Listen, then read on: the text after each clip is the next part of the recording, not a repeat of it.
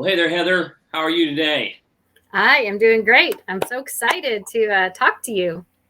I am so excited as well that we finally have said what one of these days, or we'll get around to it, and Hmm. we're finally getting together and doing and starting a podcast. Can Yep. I get a week with you? When we first met, I think one of the things that drew us together is the importance of our words, the power of our words, and how they can really have an impact on everything. And so, after several weeks, maybe months of kicking this thing around, I'm very excited to be with you, and let's just have a good time. Let's share some information. Let's hopefully we'll have a community that'll join us here, and those that are looking for Hmm. changing mindset and want to lean on the power of their words to get some tricks Hmm. to do that. Well, maybe it might be good to kind of let people know how we got connected and maybe why we thought our messages might match up, because I feel like it was a pretty divine connection after we read each other's stuff. It was kind of like you took what I was saying, put it into words, and mine were kind of an expansion of a lot of those same words. So maybe that would be kind of a Yeah, I place to mean, start. a mutual friend connected us, Bill Schomburg. Shout out to Bill, who's a reason for a lot of connections. That's right. Way to go, Bill. Thank you so much. And I connected because I really think that this is an opportunity. There's a real opportunity right now, and we did sort of align just in our initial conversations, um, Mhm. to step into who we're really intended to be.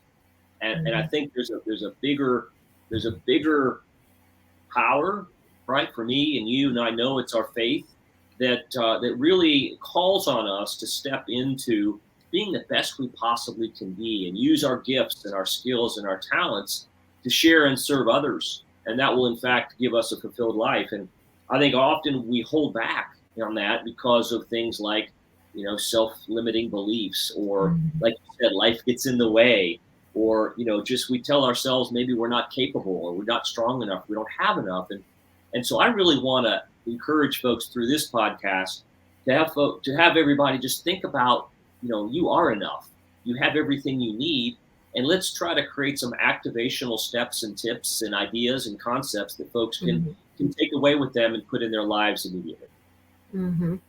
And I think you and I cover a lot of this of similar topics, because those are the kind of pressing things on people's souls. Those are common plagues of the heart, as I call them. Some of them are negative, maybe, that we need to work through and give a positive solution for. But I think that our messages coincide pretty well, with your book and my book, Soul-Selfie. Um, I think that it's going to be fun to be able to unpack some of the things together, some things that we both have written about and thought about, probably more than normal people should think about these things. Yeah. But I think if we can impact one life with each episode, we've certainly done Mhm. something that I will feel good about. Right, one person that starts thinking about an opportunity differently, or a relationship, or how they're handling something. There may just be a simple word or a phrase or something that can then develop from something they do. One day, then another day, and Mhm. develop a habit, and ultimately, they see a shift in their mindset to become more of what they want to be and less of what might be holding them back. Mhm. Absolutely. Well, I think it'll be fun for you and me. And like you said, I hope that at least one person can listen in and maybe make some changes, or just feel even hopefully affirmed in what you're doing. It's all about how you're not doing it right and you should do it different. It's maybe we're going to say what you've thought all along, or what you have been practicing already in your own life. So I think it'd be Yeah, I, cool. I want this to be encouraging, right? And we're gonna kind of kick these things off, and we're gonna do a series, and then we'll see where this goes. I think we may be very interested in open this up to some guests and some folks that we want Mhm. to bring to the audience that we found that's impacted our lives from outlook and self reflection and all of that. Because right now, to me, it's all about what can we do to take the gifts that we have, do the Mhm. most with them, and impact the world. Yep. It's Well, we awesome. thought about it. We landed on some words, and why don't we go ahead and get started? We landed on some of these words that are Mhm. behind me, And we kind of call it, sometimes it's how we see things. And as everyone jumps in here and kind of gets to know us a little bit better, we hang on a single word, a phrase, two syllables together, and then just it sort of evolves into something. So we started out with just some words that start with the letter C.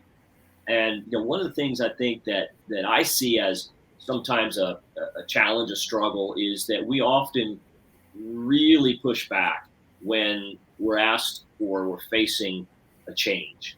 And so I'd love to dive into that word a little bit. What does that mean to you when you think of change, or when you've been going through some things in your life? Well, I think that, obviously this last year, our whole world has undergone so much change at a very fast pace, whether we wanted it or not. Unfortunately, it's right in front of us, and how we handle change and grow accordingly really makes a difference in our mental health and the peace and the serenity that we either have or don't have. But I was thinking, Bruce, one thing that might be kind of a good idea for this first episode that we're doing is, you and I both have written books, and both of those were definitely a result of some major life change. So maybe this would be a good time to kind of introduce, let you talk for a few minutes about your book and what prompted that. And, it started years ago, but it's come to fruition even more so recently. And then I can maybe share a little bit about mine. That might just kick us off and let people know who the heck we are. Who are these people? Who do you think you are? That'd be great. That'd be great. So my book, which is called Above the Chatter, Our Words Matter, Powerful Words That Changed My Life Forever, started as a daily writing ritual, if you will, after losing a job. 25 years I was with in the healthcare technology industry and experienced a huge layoff.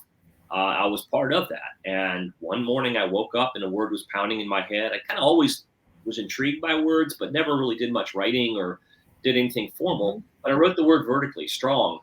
And it became stand tall, remain optimistic, now go for it. So I just used the letters of the word to define it. And then I tried to activate that word. So strong meant a lot of things, right? But that day in that moment, it meant that I needed to do those 6 things: stand tall, remain optimistic, now go for it. So I had to strengthen myself. I had to be positive, and then I had to take a step. I had to start. So that journey of writing continued for over a year and like 13 months, 420 consecutive days. And what I learned in that process was that a single word could impact everything for me. It could trigger my day. It could set me up for encouragement, or it could also tear me down if it wasn't something that was, treating me the right way, or I wasn't thinking about it the right way. And so one of the words in the book, and also in my TED talk I use, is the word change. And I'll define it for how I did it in the TED, but I've also got a way we can talk about it today, which is another way. When we're looking at change, I realized that I could look at this job shift, this impact on my family, impact on my career, impact on everything around me as, oh no, I can't handle another negative, gut-wrenching experience. That's one way to look at change, and often we do, especially if we're kind of in a groove, a routine, right? Right. Oh man, I love that. That's a great acrostic. And then I said, no, wait a minute. I've got to, if I stay there, nothing improves. If I stay there, it actually gets worse. If I resist it, if I feel like I'm the victim, if I want to rewind the reel for that morning and say, no, wait a minute, you must have meant somebody else, that wasn't going to happen. So I looked at change a different way, and I said, circumstances have altered, now get engaged. Just another way to look at change. I couldn't do anything about what had occurred, the impact, right? I could, or the result, I guess, of that decision. But what I could do is I could say, hey, these circumstances have now altered.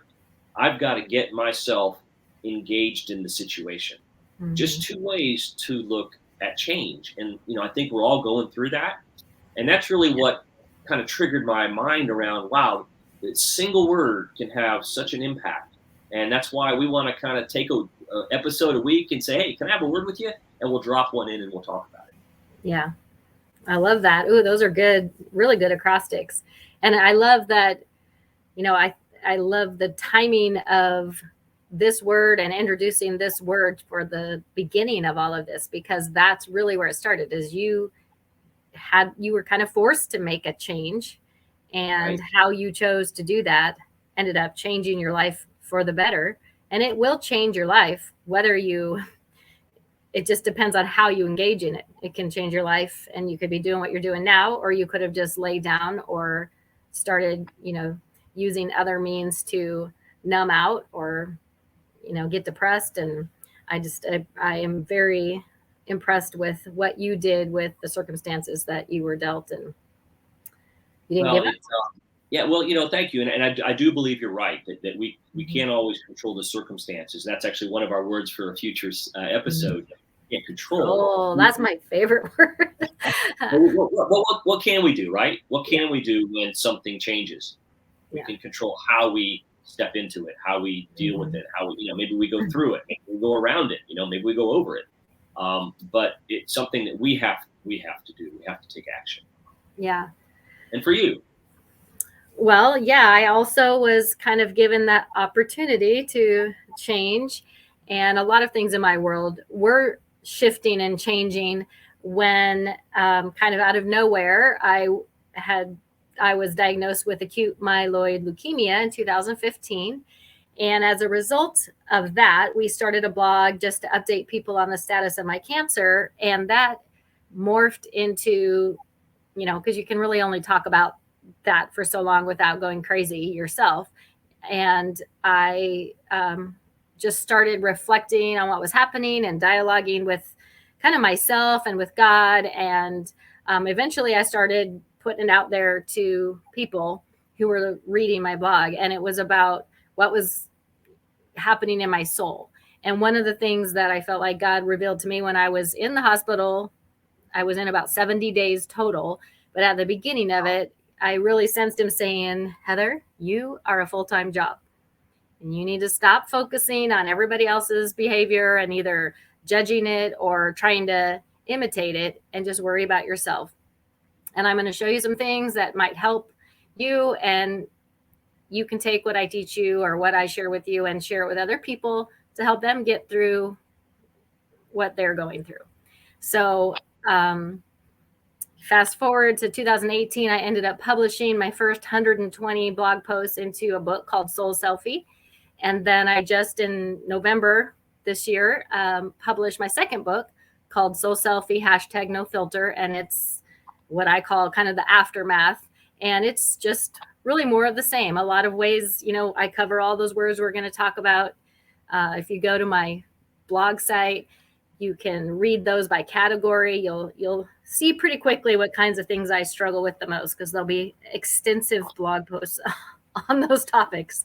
So, but yeah, I mean, I could have, again, like you, chosen the easier, softer way, which is to just give into it and feel sorry for yourself. And, um, uh, I just felt like that wasn't what God had for me. And I knew that if I trusted the process and trusted him with it, that, we could do something to help someone else, even when I was still sick. well, you certainly, man, you certainly made it an opportunity. You turned a stumbling block into a stepping stone that obviously you had to take care of yourself, and yet you were a Mhm. full time job, but you're also able to develop and create these messages that you've shared so many of them with me, and just to uplift, right? So he gives us a mess to turn into something that we can dive into, and Mhm. ultimately, most of the time, I've found that it makes me stronger. It absolutely allows me to give to others, and the return and the help of that has just been so bi-directional. It's been incredible. Yeah. Yeah. I think when we are willing to lean into the change, inevitably you're going to have to accept it. I think that's one of the things I've learned, is that acceptance is the answer to all your problems. Whether you like it or not, that's not really the point. But accepting it as a reality is what will help you get to the other side of that, what helps you, get underneath it. I don't know if that makes sense, but I know when COVID first hit, for example, I had a really hard time, and I just kept saying this phrase, I just can't get under it. Kind of like it was this giant rock or boulder that had been placed in my life. And, if I could just get under it a little, I could start moving it and getting it rolling and getting some forward motion.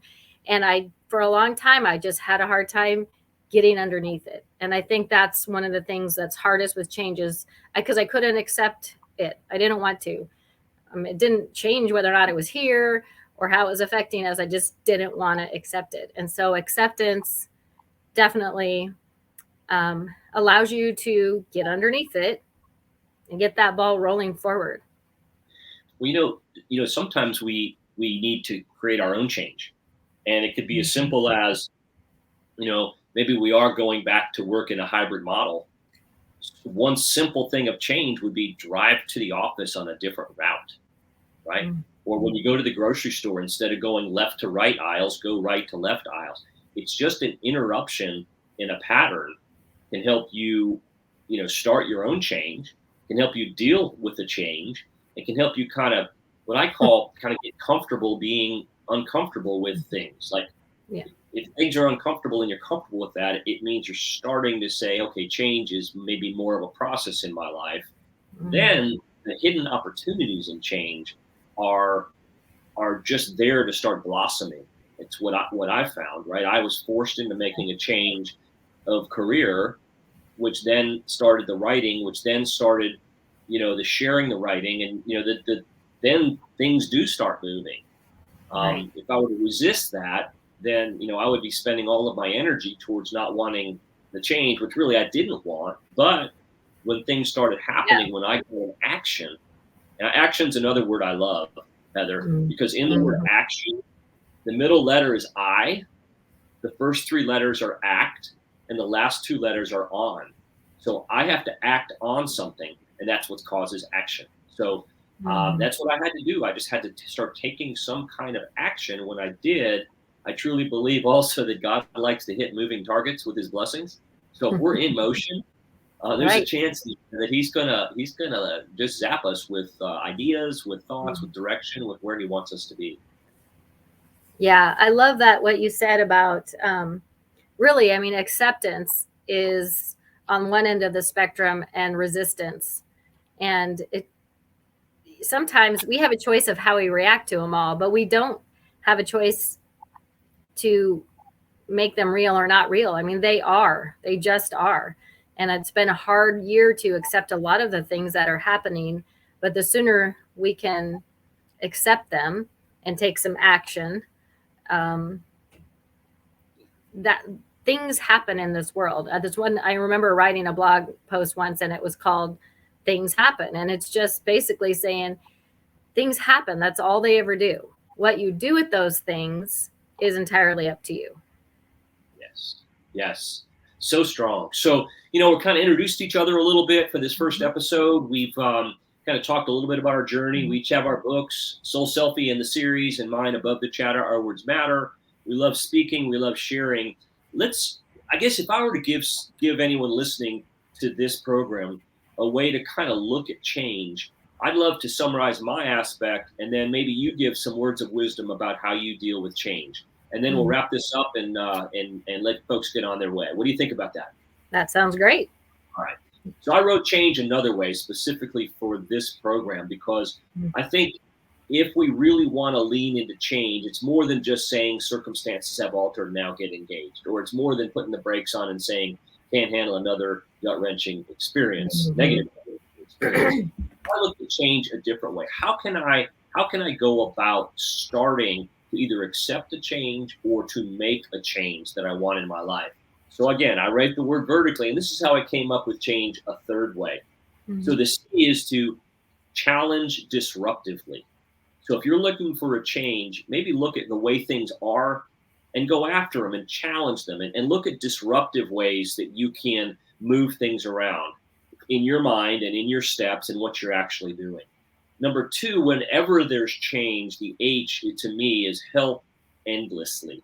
If you can look to serve someone else, serve a greater cause, serve a community, serve someone or something when you're adjusting or adapting or trying to make this change, and do that endlessly, that's going to also open opportunities for you. The A for change was act compassionately. You're going through a change or you're trying to make a change, but keep in mind that everyone around Mhm. you is also dealing with a change. And then the N is navigate pragmatically. I kind of see this crossing a stream where you've got some stones that you can, put one foot on to get your footing, and then another foot, and then another foot. So just navigate with some pragmatism in your process. You've got experience, use that experience as you navigate. The G is get after it tenaciously. If you do not quit, you cannot lose. So keep pushing for that. That's the get after it tenaciously is G. And then the E is engage passionately. Find something in the change that you're making, or that is maybe been thrust on you, and find something as your outlet, or you're changing your navigation, that allows you to bring your passion, something you sincerely care about and want to move forward. So that's one way I would say let's look at change is that way. We'll post this in the show notes so folks can see that. Mhm. Yeah, that's awesome. I'll have to write that down when we get done so I can, because that one's probably not in your book yet. Not in the book Your yet. other ones probably are. That's right. I'll write it Yes. in the back of the book. I'll add it. Okay, to what sounds I have. good. Sounds good. Yeah, and I would just, it's hard to even follow that, Bruce. But I guess what I would say is, well, to piggyback on what you said earlier, is I think it's really important to remember to practice change, to have a growth mindset. That's what they call it. That's kind of the catchphrase now, the growth mindset. And what it means is that you are a person who's willing to adapt and change to new circumstances that come your way. And for me, I found that just trusting that even though I did not like the changes that were happening at the time, that I knew there was a reason for them. And that if I lean into those, that God will show me the reason, and he will use me, and he'll redeem that stuff that maybe I'm not excited about, and use it for something good in my life and ultimately in the life of other people. So that's one thing. And I also think it's important to remember that when we change, it affects everyone around us. So if you are a person who's wanting to make some big changes, you have to remember that every action brings on a reaction, often from other people. We need to surround ourselves with other people. Like Bruce is someone that's in my world because he is constantly changing and growing and learning. And we want to surround ourselves with other people who are doing similar types of things, who are heading in a direction, maybe even a little further down the road, so we can jump in and jump on that, into that change along with them. And don't feel discouraged if people in your life, they might not like your change. If you're going to start going to bed early and that's going to affect you going out with friends late, they're not going to like that, and they're probably going to push back. It might be within your own household. You're going to start getting up early. Maybe other people in your household don't like that, or it feels threatening to them in some way. Just remember to keep your focus on what you need to do, and not be discouraged or distracted by other people who aren't ready for that change. And that's fine, but that they're going to be on their own path as well. But just stick to what you are feeling called to do. Wow, I think that's really powerful. Practice change, surround yourself with those that are also embracing change, and be aware of your surroundings, that's not everybody's cup of tea. And Right. you might get some pushback, but stick with it. Wow. Well, I think that's a great way to wrap our first episode, Heather. Can I get a word with you?